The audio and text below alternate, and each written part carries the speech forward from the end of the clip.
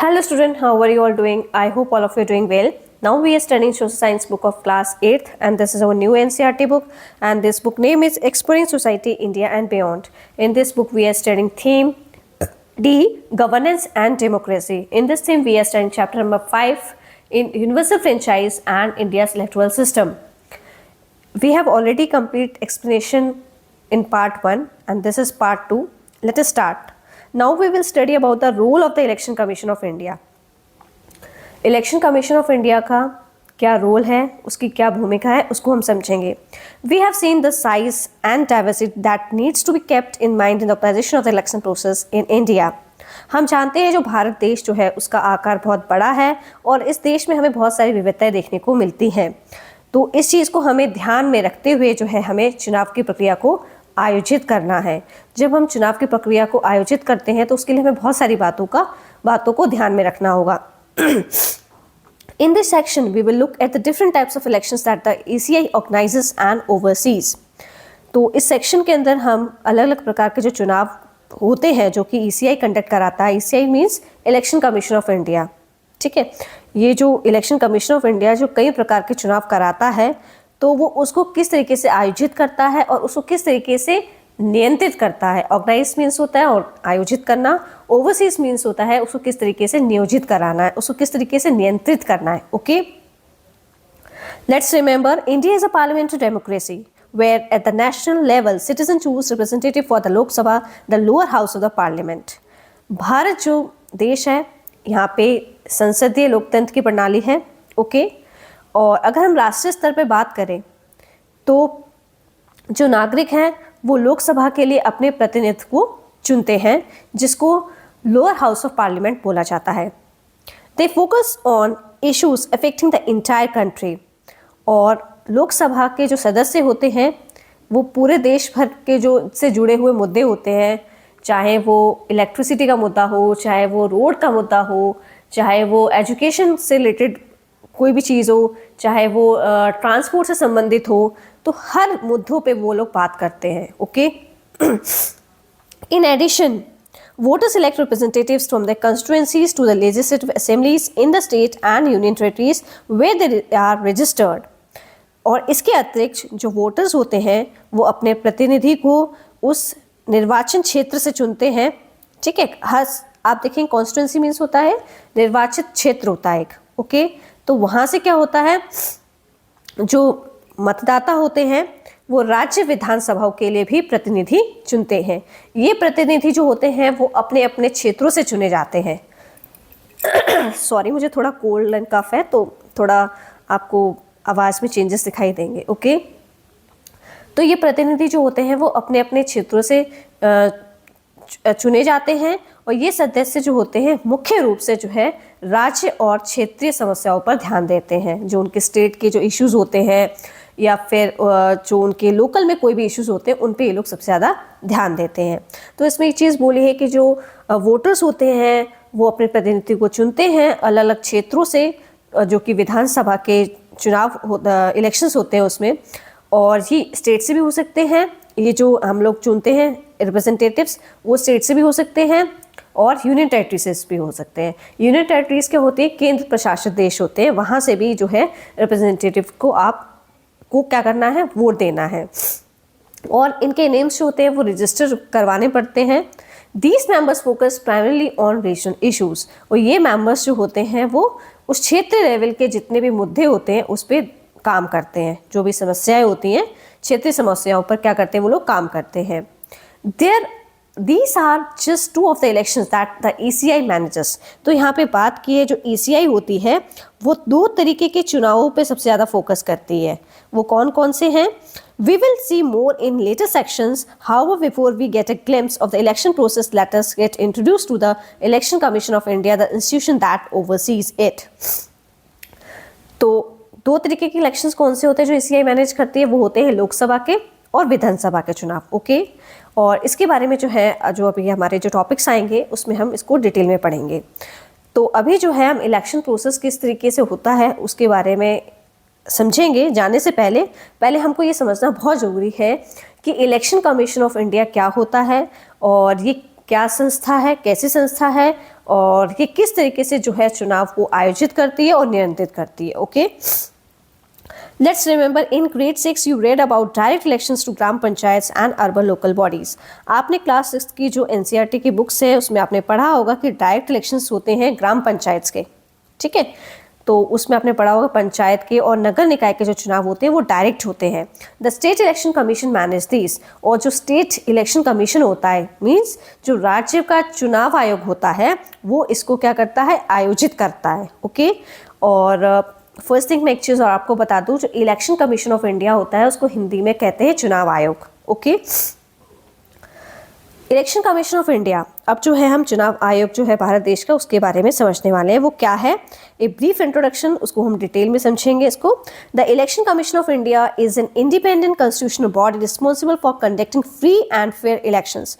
Election commission जो है India का, ये एक स्वतंत्र और संवैधानिक संस्था है, कॉन्स्टिट्यूशनल, ओके, इंडिपेंडेंट, स्वतंत्र और कॉन्स्टिट्यूशनल बॉडी है जिसको संवैधानिक बोला जाता है। ये संवैधानिक संस्था है, ठीक है, responsible for conducting free and fair elections. इसका मतलब क्या हुआ, ये जो इलेक्शन कमीशन ऑफ इंडिया जो ये संवैधानिक संस्था है ये इस तरीके से चुनाव को कराती है कि चुनाव जो होंगे उसमें किसी भी तरीके का कोई भी घपला नहीं होना चाहिए, निष्पक्ष होने चाहिए और स्वतंत्र चुनाव कराती है ये, ठीक है।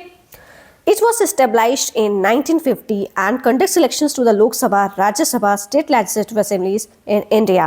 और ये जो कमीशन है इलेक्शन कमीशन ऑफ इंडिया, इसकी स्थापना की गई थी 1950 के अंदर, और ये चुनाव जो है लोकसभा के चुनाव कराते हैं, ये राज्यसभा का चुनाव कराता है ये, और स्टेट लेजिस्लेटिव असेंबलीज के चुनाव कराता है भारत देश के अंदर। Okay, and the offices of president and vice president, और वाइस प्रेसिडेंट और जो हमारे प्रेसिडेंट हैं उनके ऑफिस में भी, उसके भी ये जो है डिसीजंस लेते हैं। The first general elections in independent India were held in 1951 to 1952। जो सबसे पहला जो आम चुनाव जो देखा गया था भारत देश के अंदर, जब भारत देश स्वतंत्र हुआ था, वो 1951 से लेके 1952 में हुए थे वो चुनाव। ओके, भारत में पहला जो आम चुनाव है वो 1951 और से लेके 52 वाले जो इलेक्शन हुए थे उसमें देखने को मिला था। अब जो है इसमें हम ये समझने वाले हैं कि जो ECI होती है, ECI performs crucial task like, ECI क्या है, इलेक्शन कमीशन ऑफ इंडिया, जिसको हम लोग बोलते हैं चुनाव आयोग, ठीक है। तो उसके क्या क्या टास्क होते हैं, वो क्या क्या काम करता है। First thing is that setting election dates, वो लोग क्या करते हैं, चुनाव की तारीख को तय करते हैं। रजिस्टरिंग पॉलिटिकल पार्टीज, मतलब जितने भी हमारे राजनीतिक दल हैं उनका पंजीकरण करते हैं, उनको रजिस्टर कराते हैं। Third one is enforcing the model code of conduct, जो आदर्श आचार संहिता होती है उसको लागू करवाने का काम करते हैं। Overseeing the entire electoral process, जो पूरी चुनाव की प्रक्रिया होती है उस पर पूरी निगरानी रखते हैं, ठीक है। उसको पूरा आयोजित किस तरीके से कराना है उस पर पूरी निगरानी जो है वो इलेक्शन कमीशन ऑफ इंडिया ये टास्क परफॉर्म करता है, ओके, करवाता है। ओके, ये जो है फिगर 5.10 आप देखेंगे, इसमें ऑफिस जो है election commission of India in Delhi उसकी पिक्चर शो की गई है। ओके, अब जो है हम लोग देखने वाले हैं election commission of India. Election commission of India जो है वो किस तरीके से नेशनल लेवल पे काम करता है, किस तरीके से जो है स्टेट और यूनियन टेरिटरी लेवल पे काम करता है और डिस्ट्रिक्ट लेवल पे कैसे काम करता है। तो election of commission of India को 3 कैटेगरीज में बांटा गया है। First thing is at national level. National level पे आप देखेंगे चीफ इलेक्शन कमीशन जो होता है जिसको बोला जाता है मुख्य चुनाव आयुक्त, ठीक है। और सेकेंड में आप देखेंगे 2 इलेक्शन कमिश्नर मीन्स 2 चुनाव आयुक्त, तो ये नेशनल लेवल पे काम करते हैं। स्टेट और यूनियन टेरिटरी लेवल पे चीफ इलेक्टोरल ऑफिसर काम करता है, और चीफ इलेक्टोरल ऑफिसर कौन होता है, जो स्टेट लेवल और यूनियन टेरिटरी लेवल पे जो इलेक्शन कमीशन ऑफ इंडिया जो है उसका पूरा चुनाव कराने का जो है पूरा काम संभालता है, वो चीफ इलेक्टोरल ऑफिसर जो है वो करता है काम। नेक्स्ट आप देखेंगे डिस्ट्रिक्ट लेवल पे। डिस्ट्रिक्ट लेवल पे कौन चुनाव आयोजित कराता है, डिस्ट्रिक्ट लेवल पे डिस्ट्रिक्ट इलेक्शन ऑफिसर जो है ये काम करते हैं, ठीक है। और डिस्ट्रिक्ट इलेक्शन ऑफिसर जो है उसको 2 भागों में बांटा गया है। फर्स्ट है रिटर्निंग ऑफिसर, सेकंड है electoral registration officer. Returning officer क्या होता है, रिटर्निंग ऑफिसर का काम होता है इलेक्शंस को कंडक्ट कराना, चुनाव करवाना। और इलेक्टोरल रजिस्ट्रेशन ऑफिसर का काम होता है जो पूरी वोटर की जो लिस्ट होती है उसको मैनेज करना, मीन्स मतदाता सूची बनाता है ये। ओके, आई होप आपको ये पूरा जो स्ट्रक्चर है इलेक्शन कमीशन ऑफ इंडिया का ये बहुत अच्छे से समझ आया होगा। Once again I will repeat it. Election commission of India जो है इसको 3 लेवल पे बांटा गया है, national level, state level, UT जिसको स्टेट भी हो सकता है और टेरिटरी लेवल पे भी हो सकती है और डिस्ट्रिक्ट लेवल पे। ओके, तो स्टेट नेशनल लेवल पे आप देखेंगे वहाँ चीफ इलेक्शन कमिश्नर होता है, दूसरा होता है 2 इलेक्शन कमिश्नर्स जिसको 2 चुनाव आयुक्त बोला जाता है। स्टेट लेवल पे, यूटी लेवल पे चीफ इलेक्टोरल ऑफिसर के पास हाथों में रिस्पॉन्सिबिलिटी होती है। और डिस्ट्रिक्ट लेवल पे जो है डिस्ट्रिक्ट इलेक्शन ऑफिसर जो है उसमें 2 तरीके के ऑफिसर्स होते हैं जो इलेक्शंस कराते हैं, चुनाव कराते हैं, उसमें रिटर्निंग ऑफिसर्स होता है और इलेक्टोरल रजिस्ट्रेशन ऑफिसर जो होता है वो मतदाता की सूची बनाता है। Okay, managing the electoral process, किस तरीके से जो है चुनाव की जो पूरी प्रक्रिया है उसको किस तरीके से आयोजित किया जाता है, उसको किस तरीके से मैनेज किया जाता है वो हम समझेंगे अभी। Managing elections in India is a mammoth task. Bharat देश के अंदर जो चुनाव करवाने की जो प्रक्रिया है ये जो है बहुत बड़ा काम है। The ECI has been upgrading its capacity to keep pace with the needs of modern India and conducting free and fair elections. जो चुनाव आयोग है वो अपनी क्षमता के अनुसार जो है वो काम करता है और उसको अपनी क्षमता के अनुसार काम करना पड़ता है क्योंकि हमारे जो देश है उसके अंदर जो है जो क्षमता है, जो मतलब उसकी जो कैपेसिटी है वो जो है क्षमता जो है उसको बढ़ानी पड़ती है क्योंकि उसको फ्री और फेयर इलेक्शंस कराना है। फ्री और फेयर इलेक्शंस मीन्स होता है कि स्वतंत्र रूप से इलेक्शंस होने चाहिए और किसी भी तरीके का घोटाला नहीं होना चाहिए। कोई व्यक्ति जो है ऐसा ना हो कोई व्यक्ति जो है 2 बार वोट डाल दे, ठीक है, निष्पक्ष तरीके से जो है पूरा आपको चुनाव के प्रोसेस को करवाना है। The electoral system is massive and needs to work efficiently. जो इलेक्टोरल सिस्टम है, जो चुनाव की प्रक्रिया है, इसका जो पूरा तंत्र है उसको जो है बहुत मैसिव तरीके से जो है पूरा काम करवाना है और उसको उसकी जो काम करने की एफिशिएंसी है वो ज़रूरत के अनुसार होनी चाहिए। जो इलेक्टोरल सिस्टम उसको बहुत विशाल स्तर पे काम कराना पड़ता है, बहुत बड़े लेवल पे काम करना पड़ता है। We take the example of Lok Sabha elections to illustrate this. तो इसके लिए जो है एक हमने एग्जांपल लिया है लोकसभा के इलेक्शंस का, तो उससे हम समझते हैं किस तरीके से जो है इलेक्टोरल प्रोसेस मैनेज करता है। Note that the elections to the state assemblies follow a similar process. आप देखेंगे जो इलेक्शंस जो होते हैं स्टेट असेंबलीज के उनमें भी ही जो है सेम प्रक्रिया फॉलो होती है, सेम प्रोसेस फॉलो होता है। All elections takes place at different times but with same periodicity. Elections जो है वो अलग अलग समय पे अलग अलग जगहों पे होते हैं, ठीक है, और कुछ पीरियोडिसिटी होती है, मीन्स कुछ टाइम पीरियड होता है, इस इतने टाइम पीरियड के लिए यहाँ पे इलेक्शंस होंगे, फिर थोड़े समय बाद यहाँ होंगे। तो इस तरीके का जो है पूरा जो है एक पूरा उनकी पूरी जो है एक प्रोसेस जो है वो पूरा उन्होंने मेंशन किया होता है। So every year several polls are conducted in various parts of the country based on when they are due.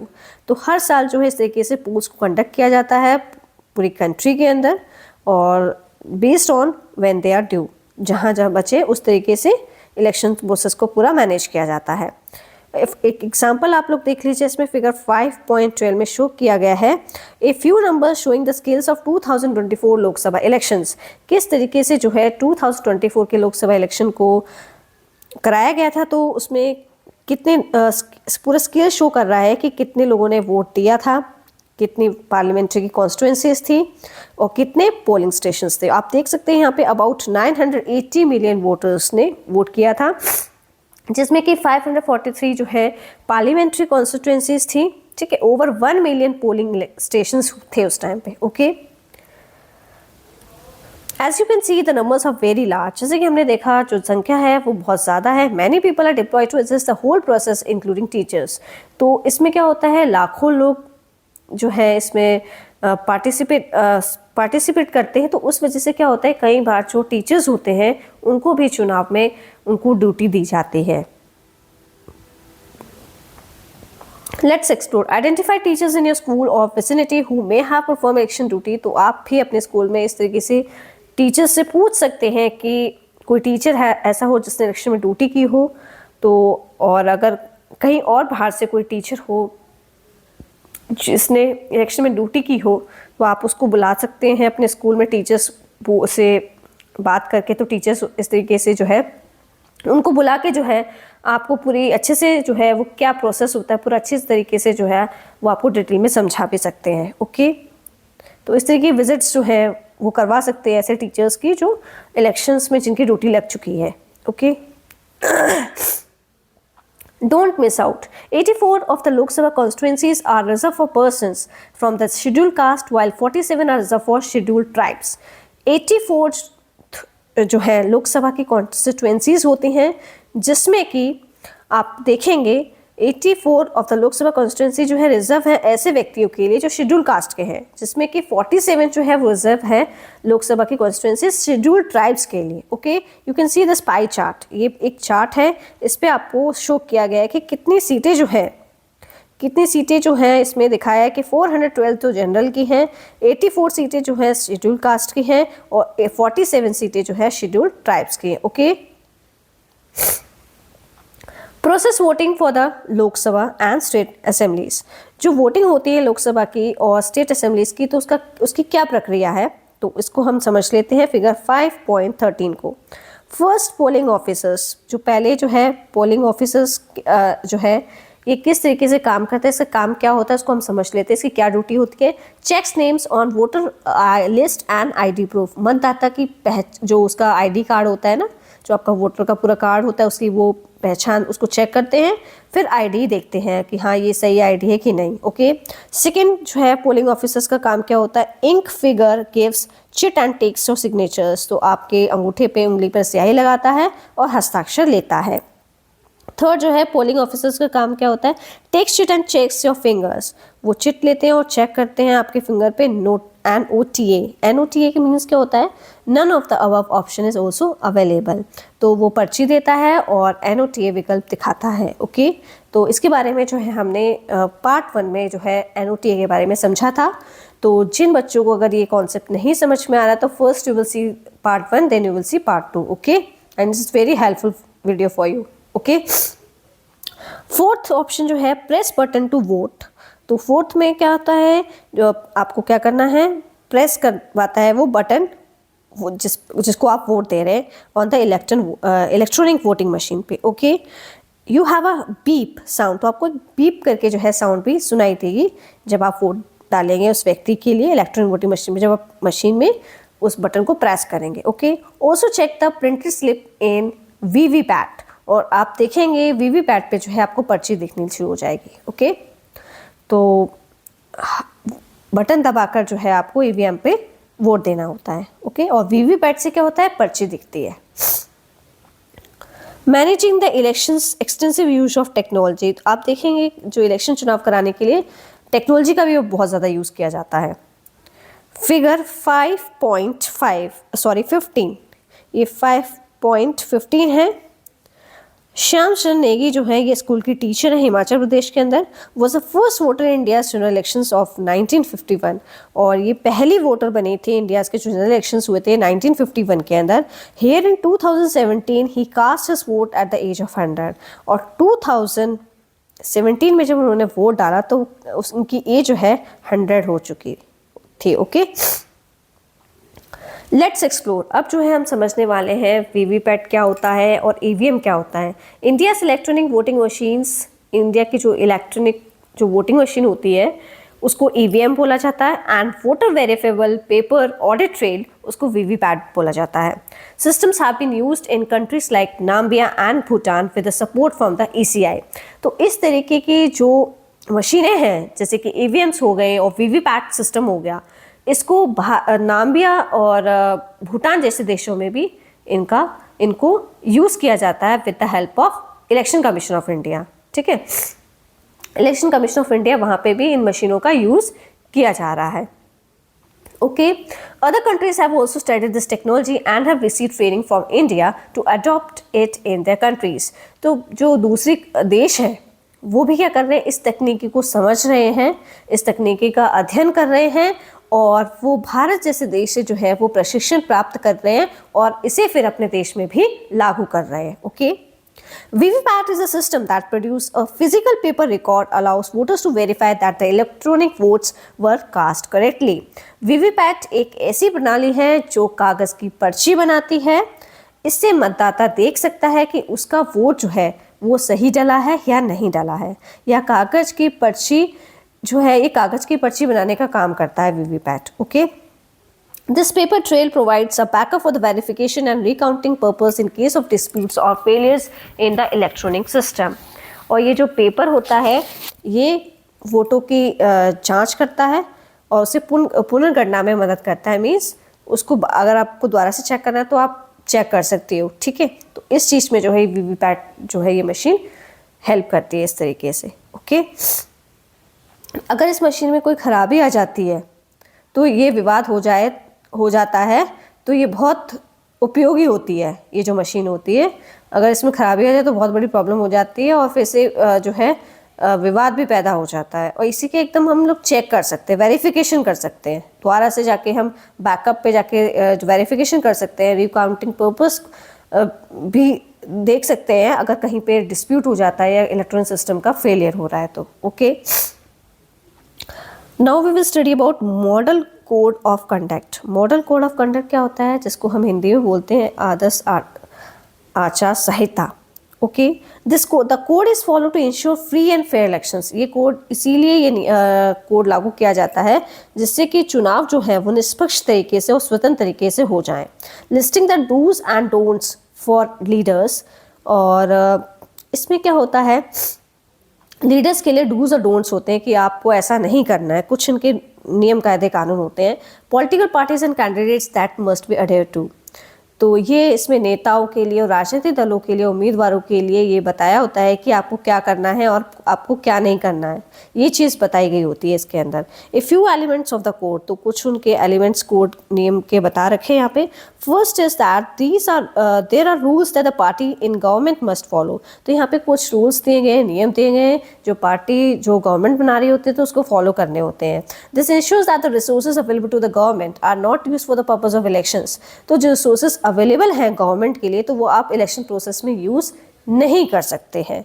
For example, no new schemes and projects are to be announce that may influence voter. उदाहरण के लिए चुनाव के समय नई योजनाएं घोषित नहीं की जाती जो मतदाताओं को क्या करे, जो वोटर्स डाले उनको प्रभावित करे। Okay, all candidates are expected to exercise discretion and restraint to ensure that the elections take place peacefully।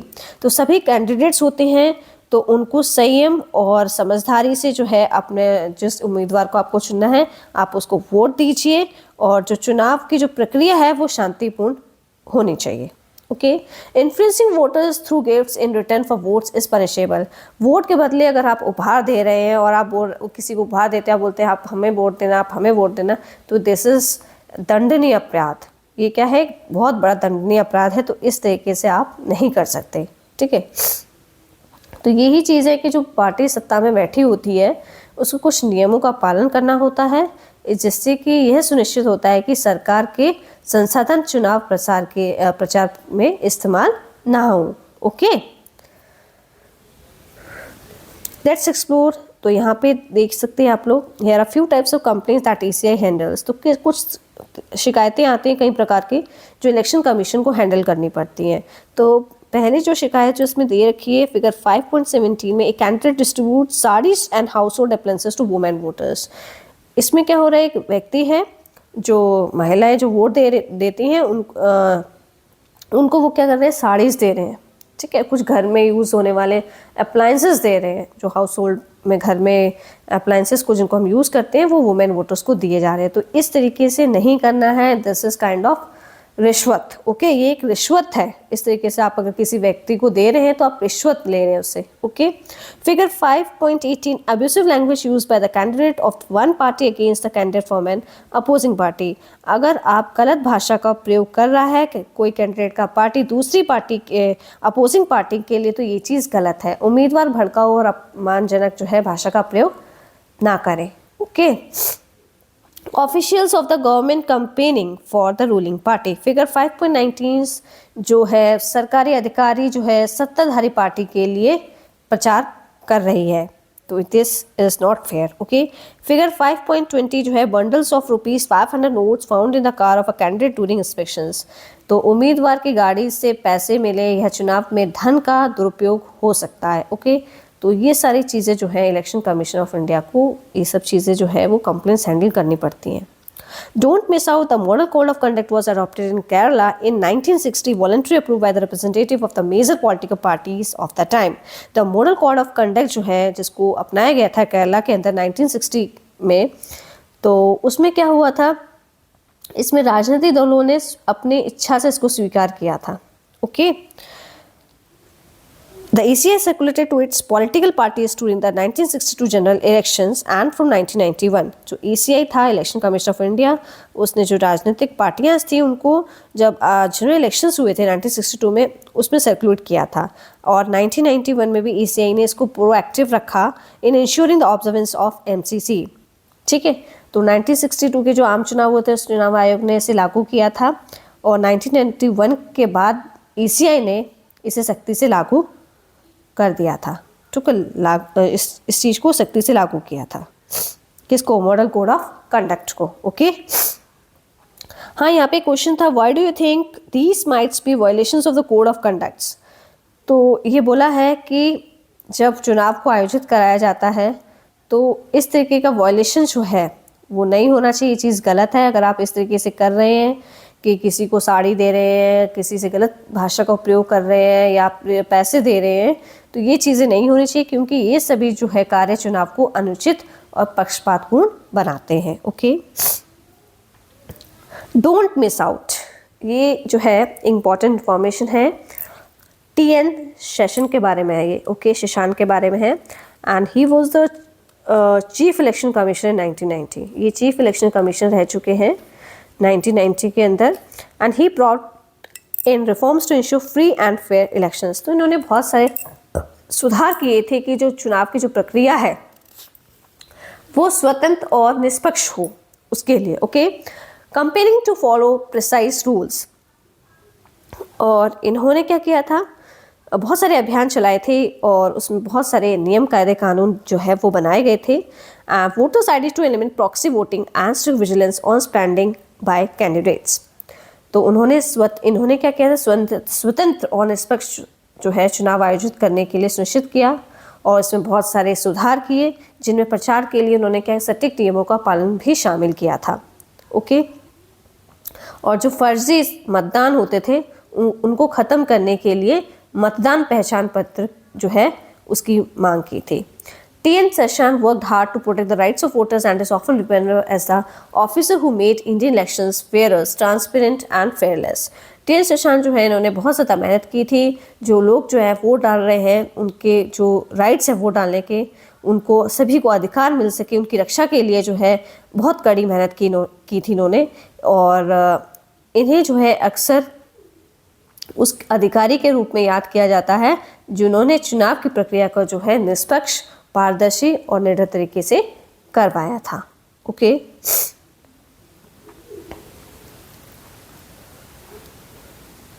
Where is the next election in the region where you are located. तो आपसे question पूछा गया है कि आप जिस भी area में रहते हैं वहाँ पे आपका जो चुनाव है वो कब आयोजित होने जा रहा है, and is it to the state, urban, local body और पंचायत। तो आपको बताना है क्या वह चुनाव राज्य का चुनाव होगा या नगर निकाय का होगा या ग्राम पंचायत का होगा। Okay, understanding elections in India. अब जो है हम समझने वाले हैं भारत देश के अंदर जो है वो चुनाव किस तरीके से होता है।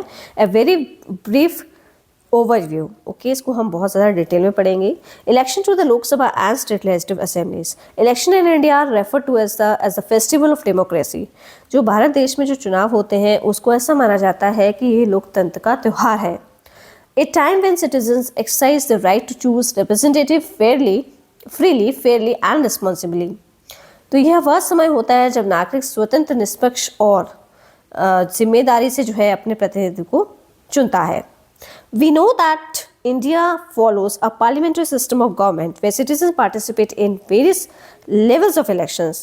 हम जानते हैं भारत में जो है संसदीय शासन प्रणाली है जिसमें नागरिक जो है पार्टिसिपेट करता है अलग अलग चुनाव में, चाहे वो हो सकता है वो चुनाव लोकसभा का हो जो कि नेशनल लेवल पे होता है, स्टेट लेजिस्लेटिव असेंबली का हो जो कि स्टेट लेवल पे होता है, लोकल बॉडीज का सिटी और विलेज लेवल पे होता है। Okay, the country is divided into 543 constituencies for the Lok Sabha elections. और जब लोकसभा के इलेक्शंस होते हैं तो कंट्री जो है उसको डिवाइड कर दिया जाता है 543 कॉन्स्टिट्यूंसीज में। The elected candidate to the Lok Sabha are known as member of parliament. और जो भी कैंडिडेट जिसको भी चुना जाता है लोकसभा के लिए उसको मेंबर ऑफ पार्लियामेंट बनाया जाता है, उसको एमपीज बोला जाता है। Whereas candidates elected to state assemblies are known as member of legislative assembly. और जब स्टेट असेंबली के चुनाव होते हैं और जब कैंडिडेट को चुना जाता है तो उसको बोला जाता है मेंबर ऑफ लेजिस्लेटिव असेंबली, जिसको बोला जाता है शॉर्ट फॉर्म में एमएलएस। ओके, समझ आया। देश के लिए जब लोकसभा के चुनाव होते हैं उसके लिए 543 निर्वाचित क्षेत्रों में उसको बांटा गया है। लोकसभा के लिए चुने गए उम्मीदवार संसद सदस्य कहलाते हैं और जो उम्मीदवार जो विधायक के लिए होते हैं उनको एमएलए बोलते हैं। Okay, India uses the first past the post electoral system where the candidate receiving the most voters in a constituency wins. Bharat जो है वो फर्स्ट पास्ट पोस्ट जो है चुनाव प्रणाली जो है उसका उपयोग करता है, जिसमें जिस उम्मीदवार को सबसे अधिक वोट मिलते हैं वह जीतता है। दिस मीन्स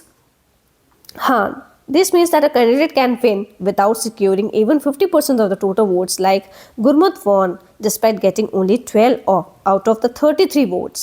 जिसमें भी आप देखेंगे जो कैंडिडेट जीतता है, जिसमें candidate can win without securing 50% of total votes नहीं भी होंगे तो भी वो जो है वो जीत जाता है। जैसे कि गुरमत जो है उसको 33 वोट्स में से 12 वोट्स मिले, ओके, तो भी वो जीत गया है। Okay, Don't miss out, the legislative assembly is called by several names in regional language. For example, Vidhan Sabha and Niyam Sabha. What is it called in your state? तो legislative assembly को जो है उसके कई नाम हैं, उसको कई नामों से जाना जाता है। और फॉर एग्जाम्पल विधान सभा और नियम सभा जो है इस तरीके के वर्ड्स यूज़ किए जाते हैं लेजिस्लेटिव असेंबली के लिए। और आपको बताना है कि आपके स्टेट में जो है लेजिस्लेटिव असेंबली के लिए क्या वर्ड यूज़ किया जाता है। Okay, After the voting process is completed, the process of government formation begins. जब वोटिंग का प्रोसेस पूरा मतदान की प्रक्रिया जो है जब पूरी हो जाती है उसके बाद क्या होता है, गवर्नमेंट जो है प्रोसेस जो है गवर्नमेंट जिसकी सरकार बनेगी उसकी शुरुआत हो जाती है, उसकी फॉर्मेशन की शुरुआत हो जाती है। द पॉलिटिकल पार्टी और coalition winning a majority of the seats in the Lok Sabha forms the national government.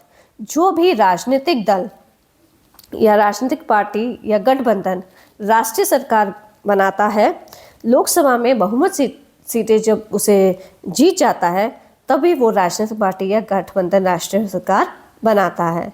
इस बहुमत का नेता जो है वो सामान्यतः क्या होता है, प्रधानमंत्री बनता है। ओके, जो मैंने आपको अभी चीज़ बताई, the leader of the majority typically becomes the prime minister. वो प्रधानमंत्री बनता है, लीडर होता है जो इस मेजोरिटी का।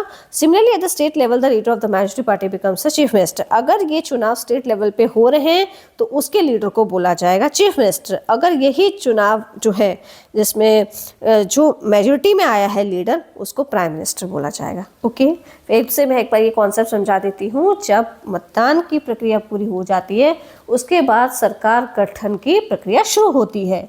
लोकसभा में बहुमत सीटें जीतने वाली जो राजनीतिक पार्टी होती है या गठबंधन राष्ट्रीय सरकार बनाती है वो, ठीक है। कोalition क्या होता है, इसको गठबंधन बोलता है। ए ग्रुप ऑफ 2 और मोर पार्टीज वर्किंग टुगेदर। जब 1 से 2 से ज़्यादा पार्टी जब एक साथ मिलकर काम करते हैं उसी को गठबंधन बोला जाता है, ठीक है। तो लोकसभा में बहुमत सीटें जो जीतने वाली राजनीतिक पार्टी होती हैं या गठबंधन राष्ट्रीय सरकार बनाता है। इससे बहुमत का जो नेता होता है वो सामान्यतः जो क्या होता है वो प्रधानमंत्री बनता है। इसी तरह राज्य स्तर पर बहुमत दल का नेता जो है वो मुख्यमंत्री बनता है। What is the difference between an MP and MLA? तो यहाँ पे जो है आपको अच्छे तरीके से समझाया है। कुछ बच्चों को अभी भी मुझे लगता है ये कॉन्सेप्ट नहीं समझ आया हो कि मेंबर ऑफ पार्लियामेंट क्या होता है और MLA क्या होता है, member of legislative assemblies. Okay, क्योंकि आप लोग जो ये टॉपिक्स जो है ये सिविक्स जो है मेरे जो चैप्टर्स हैं ये आपने कभी पढ़े भी नहीं होंगे और ये इस तरीके की प्रोसेस जो है आप जो है पॉलिटिक्स में आपको देखने को मिलेगी, ठीक है। अगर आप न्यूज़ देखते होंगे तो ये सब कॉन्सेप्ट आपको समझने में बहुत आप इजीली कॉन्सेप्ट आपको समझ आ जाएगा। लेकिन जो बच्चे न्यूज़ नहीं सुनते, कभी ऐसे चीज़ों के बारे में उन्होंने सुना ही नहीं है, समझा ही नहीं है और न्यूज़ में भी नहीं देखा, तो उनके लिए थोड़ा मुश्किल हो जाता है इसको समझना। ओके, तो यहाँ पर डिफरेंस बताया क्या अंतर होता है MPs और MLA में। ओके, तो मैं आपको समझा देती हूँ। MPs represent us in the national parliament. MP जो बनते हैं वो राष्ट्रीय स्तर पे संसद बनते हैं। Okay, while MLA represent us in our state assembly, और एमएलए जो है वो स्टेट पे रिप्रेजेंटेटिव को जो चुना जाता है मेजोरिटी लीडर को, उसको हम लोग बोलते हैं MLA. Okay, both are chosen through similar electoral process, और सब दोनों को जो चुनने की जो प्रक्रिया है वो एक जैसी है, but work at different levels of governance, लेकिन दोनों ही अलग अलग स्तर पे जो है वो काम करते हैं गवर्नेंस के स्तर पे। एक जो है वो पार्लियामेंट के स्तर पे काम करता है, दूसरा जो है मतलब वो जो दूसरा जो है वो उसके स्तर पे काम करता है, स्टेट लेवल के स्तर पे, जिसको एमएलए बोला जाता है। ओके, आई होप ये आपको कॉन्सेप्ट समझ आया होगा।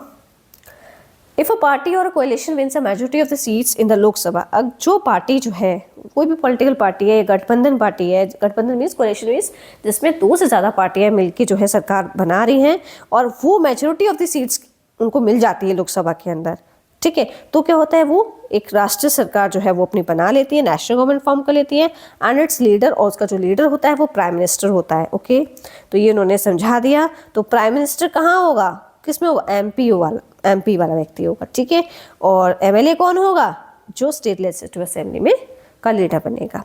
In states, if a party or coalition wins a majority of seats in the state assembly, it forms the government and its leader become the state chief minister. जैसे कि मैंने आपको बताया कि स्टेट पे क्या होगा, अगर कोई पार्टी या कोalition में जीत जाती है तो मेजोरिटी ऑफ सीट्स वो गेन कर लेते हैं स्टेट असेंबली के अंदर, जब वो अपनी सरकार बनाती है तो उसके लीडर को हम लोग स्टेट्स का चीफ मिनिस्टर बोलते हैं। Okay, as we saw in figure 5.11, जब हम फिगर 5.11 हमने पढ़ा था, the state election commission is a part of the election apparatus, और स्टेट इलेक्शन कमीशन मीन्स क्या होता है, जो राज्य स्तर पे चुनाव आयोग होता है वो भी जो है चुनाव की प्रक्रिया का क्या होता है, वो भाग होता है। It's plays an important role not only in general and state elections but also in conducting election to local bodies at the grass root level. तो ये चुनाव जो है ये जनरल लेवल पे और स्टेट राज्य स्तर पे ही नहीं होते, बल्कि ये लोकल बॉडीज पे भी आयोजित किए जाते हैं। लोकल बॉडीज में जो ग्राम पंचायत के इलेक्शंस होते हैं या नगर निकाय के चुनाव होते हैं, तो ये ग्रास रूट्स लेवल पे होते हैं।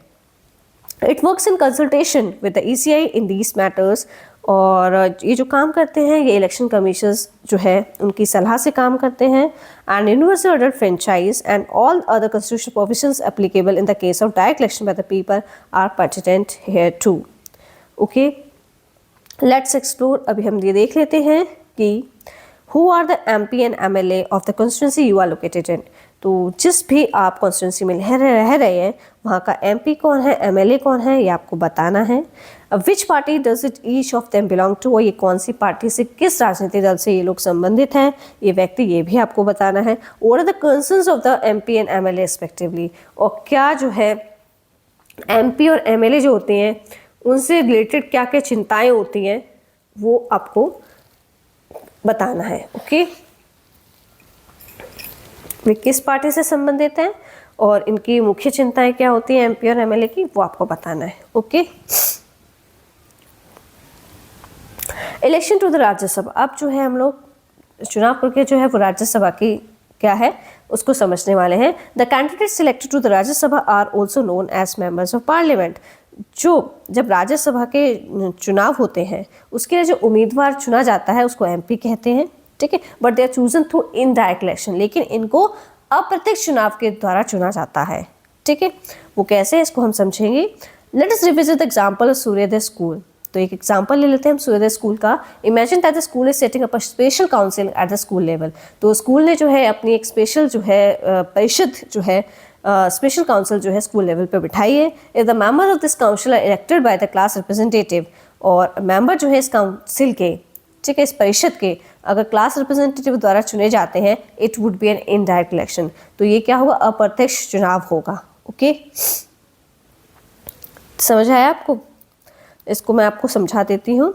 Of the 245 members of the Rajya Sabha, 245 members जो होते हैं वो राज्यसभा के होते हैं, और 233 जो है वो इलेक्टेड होते हैं, elected member of the state legislative assembly, जिसको MLA बोला जाता है। Well the president of India, जबकि हमारे भारत देश का जो राष्ट्रपति है वो 12 मेंबर को निर्वाचित करता है। Each state is allotted a different number of Rajya Sabha seats based on population, और हर स्टेट की जो है राज्यसभा की जो सीट्स के जो नंबर्स हैं वो पॉपुलेशन पे बेस्ड हैं। जिस हिसाब से जनसंख्या होगी उसके आधार पे जो है राज्यसभा की सीट में जो नंबर्स हैं वो डिसाइड हुए हैं। For example more popular states like Uttar Pradesh have more seats. आप देखेंगे उत्तर प्रदेश जो है बहुत बड़ा स्टेट है, तो यहाँ की जनसंख्या ज़्यादा है तो यहाँ पे सीट्स भी ज़्यादा होंगी। और लेस पॉपुलर स्टेट है जहाँ पे जैसे कि अरुणाचल प्रदेश है, वहाँ पे जनसंख्या कम है तो वहाँ की जो सीट है वो कम है। Rajya Sabha is also called the permanent house, और राज्यसभा को क्या बोला जाता है? स्थायी सदन बोला जाता है। इट्स इज नेवर डिसॉल्व, और ये कभी भी भंग नहीं होता है। ए member of the Rajya Sabha has a 6-year term, और जो राज्यसभा के जो मेंबर चुने जाते हैं वो 6 साल के लिए चुने जाते हैं। 1/3 of its member retire every 2 years। 1/3 member जो होते हैं हर साल जो है हर 2 साल बाद रिटायर होते हैं, ठीक है, जो भी राज्यसभा का मेंबर होगा। And new members are elected, और नए जो मेंबर्स होते हैं उनको चुना जाता है। समझ आया? यदि इस परिषद के सदस्य कभी प्रतिनिधि द्वारा चुने जाते हैं तो यह अप्रत्यक्ष चुनाव होता है। राज्यसभा के 245 मेंबर्स होते हैं, जिसमें से 233 सदस्यों को राज्य विधानसभा के चुने गए सदस्य चुनते हैं, जबकि भारत के राष्ट्रपति जो है 12 सदस्यों को मनोनीत करते हैं। प्रत्येक राज्य को जनसंख्या के आधार पर राज्यसभा की अलग अलग सीटें मिलती हैं। देयर इज अ डिफरेंस, यहाँ पे एक आपको अंतर देखने को मिलेगा। How in the voting process it uses what is called a single transfer vote system, और इसमें एक चीज बताई गई है कि एकल हस्तांतरणीय मत प्रणाली क्या है, ठीक है। This is a special way of ensuring that smaller states also get fair representation in the Rajya Sabha, और यह एक विशेष विधि है जिससे छोटे राज्यों को भी उचित प्रतिनिधित्व मिलता है। ओके, तो हम लोग देख लेते हैं कि राज्यसभा जो है उसमें किस तरीके से जो है राज्यसभा क्या है। राज्यसभा जो है ये काउंसिल ऑफ स्टेट्स है, ओके, इसको काउंसिल ऑफ स्टेट्स भी बोला जाता है। और एमएलए जो है वोट इन इनडायरेक्ट इलेक्शन से एमएलए को चूज़ किया जाता है, और जिसमें कि 233 राज्यसभा के मेंबर्स होते हैं। और प्रेसिडेंट ऑफ इंडिया जो है नॉमिनेट करता है 12 मेंबर्स को। Rajya Sabha members are elected by MLAs through indirect elections, और बाद प्रेसिडेंट नॉमिनेट करता है 12 distinguished individuals. Okay, seat allocation की अगर हम बात करें, सीट एलोकेशन ये स्टेट पे बेस्ड होता है। जिसकी स्टेट की जनसंख्या होगी उस हिसाब से सीट का एलोकेशन होगा, मतलब उतनी सीटें जो हैं बांटी गई होंगी स्टेट्स को। ओके, नेक्स्ट हम लोग देख लेते हैं राज्यसभा परमानेंट बॉडी है। इसको पूरा आपको ना एक पूरे फ्लो चार्ट के थ्रू पूरा एक्सप्लेन किया गया है कि राज्यसभा क्या है। राज्यसभा परमानेंट हाउस है, स्थायी सदन है। 1/3 of it members retire every 2 years ensuring continuity, तो ये कंटिन्यूटी बनी रहती है, ये प्रोसीजर चलता रहता है। MLAs vote using a single transferable vote system, इसमें जो है एकल जो हस्तांतरण मत प्रणाली का प्रयोग किया जाता है। रैंकिंग कैंडिडेट्स बाय प्रेफरेंस, और रैंकिंग करी जाती है कैंडिडेट्स के प्रेफरेंस के बेस पे। ओके, आई होप आपको ये कॉन्सेप्ट समझ आ रहे होंगे अच्छी तरीके से। Election of the president of India, president of India की जो चुनाव की जो प्रक्रिया है वो किस तरीके से होती है। The President of India is not directly elected by the common people. Instead, an electoral college is formed to carry out the elections. जो President of India जो है, भारत देश का जो राष्ट्रपति का जो चुनाव होता है उसमें किस तरीके से जो राष्ट्रपति को चुना जाता है उसके बारे में हम समझेंगे। राष्ट्रपति का जो चुनाव होता है उसमें उसको नॉट डायरेक्टली इलेक्टेड, उसको डायरेक्टली चुना नहीं जाता है, ठीक है, इसको इनडायरेक्ट तरीके से चुना जाता है, डायरेक्टली नहीं चुना जाता है। Institute and electoral college is form to carry out the election, तो इसके लिए एक निर्वाचन मंडल बनाया गया जिसको इलेक्टोरल कॉलेज बोला जाता है। तो इलेक्टोरल कॉलेज क्या होता है उसके बारे में हम समझ लेते हैं।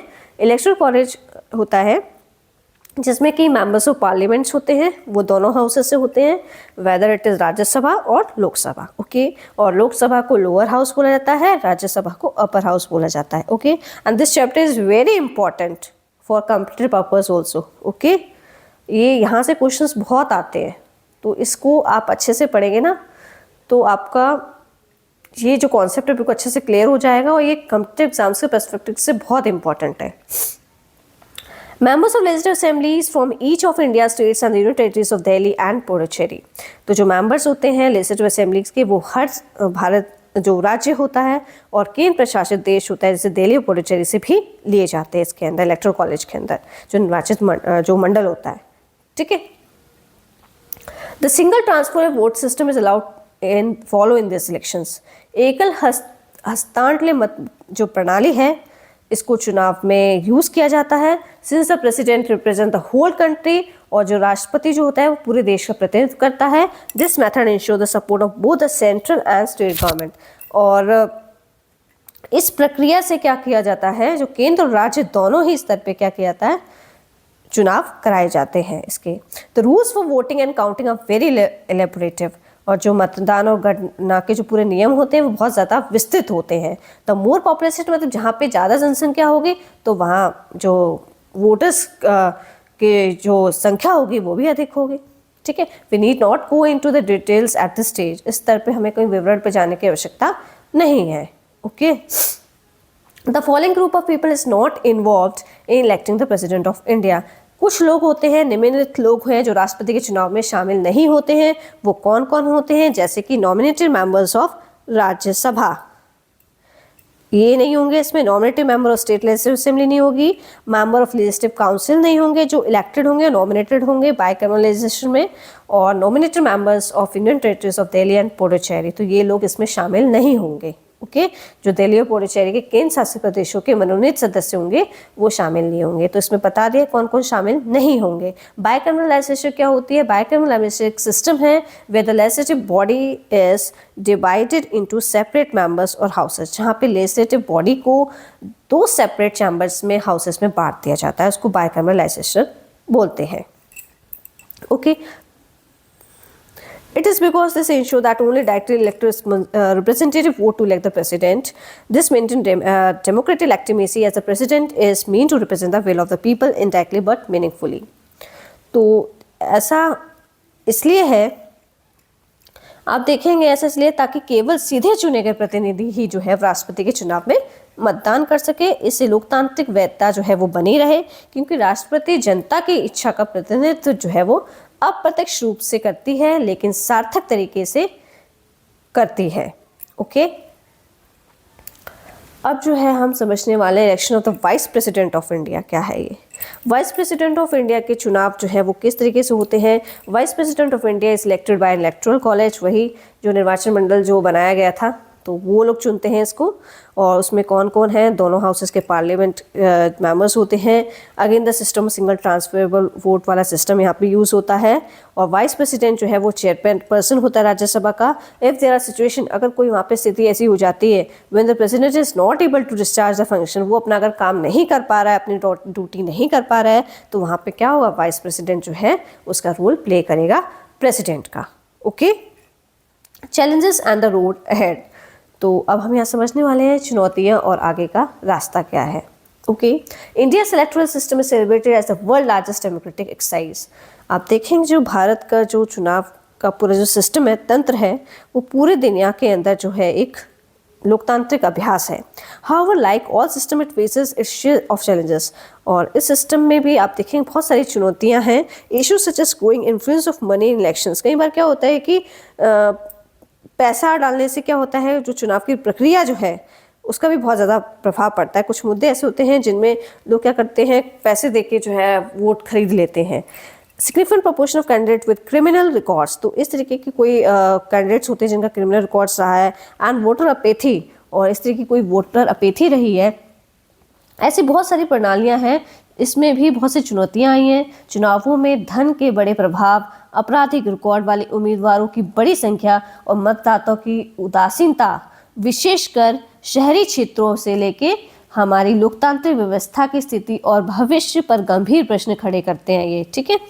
तो इसमें बताया ना कि particular urban areas raise important questions about the health and future of a democracy, तो यही जो प्रश्न खड़े करते हैं हमारी डेमोक्रेसी की हेल्थ और उसके भविष्य के बारे में, okay. The way forward lies in empowering voters within the information they need to make thoughtful and responsible choices. तो इसको एम्पावरिंग करने के लिए आगे मतदाताओं को आवश्यक जानकारी देकर सशक्त बनाने का ये एक रास्ता है। तो इसीलिए जो है उनको सोच समझकर और जिम्मेदारी से निर्णय ले सके। ठीक है। Media education and awareness campaigns must work together to help people. जो मीडिया है, एजुकेशन है, अवेयरनेस है, इस तरह के अभियान चलाए जाते हैं जिससे कि लोगों को पता चले कि हमें किस रिप्रेजेंटेटिव को चुनना है, जिससे कि लोगों को हेल्प मिले और specially the youth understand the importance of voting wisely. और लोगों को पता भी होना चाहिए कि हमें अगर हम चुनाव में वोट नहीं डाल रहे हैं तो इससे हमारा कितना बड़ा नुकसान। तो इस चीज़ की पूरी जो है अवेयरनेस लोगों को होनी चाहिए। ठीक है, ताकि वे सोच समझकर जिम्मेदारी से निर्णय ले सके। मीडिया शिक्षा और जागरूकता के जो अभियान है वो भी जो है इसके लिए जो है आजकल जो है इस तरह के अभियान चलाए जा रहे हैं जिससे कि लोग जो है बढ़ चढ़कर हिस्सा लें। An aware and vigilant voter is the strongest safeguard of a democratic system. जो व्यक्ति जागरूक है और वो डेमोक्रेटिक सिस्टम में पार्टिसिपेट करता है तो ये डेमोक्रेटिक सिस्टम में जो है व्यक्ति को जागरूक होना बहुत ज़रूरी है और सतर्क होना बहुत ज़रूरी है।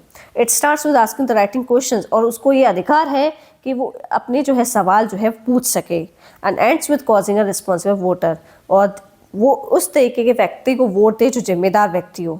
तो लोग जो है विशेषकर युवा समझ जो है इसमें समझदारी से मतदान करे कितना ज़रूरी है। जागरूक और सतर्क मतदाता जो है लोकतंत्र की सबसे बड़ी क्या है, सबसे बड़ी जो है सबसे बड़ी उसकी सुरक्षा है।